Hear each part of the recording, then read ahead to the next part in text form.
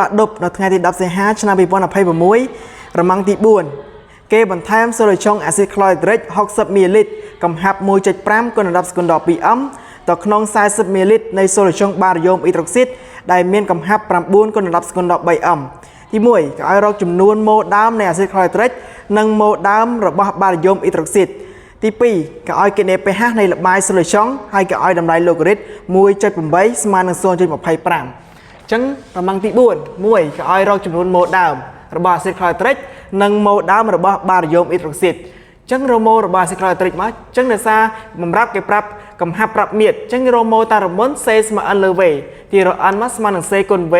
ហើយកំហាប់គេប្រាប់ 1.5 គុណ10គុណ12 អំហើយមៀតស្មើនឹង60 ml ចឹងវាស្មើ8ជាលីត្រមកបាន6គុណ10គុណ12លីត្រចឹងយើងគុណមកម៉ូរបស់ acid chlorhydric ដើមគឺស្មើនឹង9គុណ10គុណ14ម៉ូលចឹងដូចនេះម៉ូរបស់ acid chlorhydric ដើមស្មើនឹង9គុណ10គុណ14ម៉ូលទៅមកទៀតរកម៉ូរបស់ barium hydroxide ដើមមកតាមរូបមន្ត C ស្មើ N លើ V ដដែលដោយសារគេប្រាប់កំហាប់ប្រាប់មៀតដូចគ្នាចឹងតាម N ស្មើនឹង C គុណ V ហើយកំហាប់គេប្រាប់មក9គុណ10គុណ12 13អំហើយមៀតគេប្រាប់ស្មើនឹង40 ml 8លីត្របាន4គុណ10គុណ12លីត្រចឹងយើងគុណមកបាន 3.6 គុណ10គុណ14ម៉ូលចឹងដូចនេះម៉ូដើមរបស់ barium hydroxide គឺ 3.6 គុណ10គុណ14ម៉ូលហើយទី2ក៏ឲ្យគណនា pH ល្បាយចឹងបានថា pH ល្បាយគឺយើងយកក្រោយប្រតិកម្មបានថាអាស៊ីតប្រតិកម្មមួយបាសហើយបានល្បាយនៃ solution ហ្នឹងចឹងក្នុងករណីនេះបើយើងគិតទៅក្រោយពេលប្រតិកម្មគឺវាស្មើ0ទាំងពីរចឹងបានថា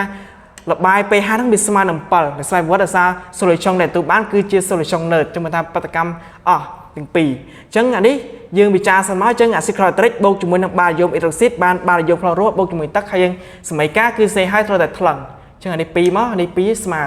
ចឹងមុនប្រតិកម្មចឹងម៉ូដើមរបស់ acid chlorhydric យើងរត់ឃើញខាងលើគឺ9គុណ10គុណ14ហើយ barium hydroxide បាន 3.6គុណ10គុណ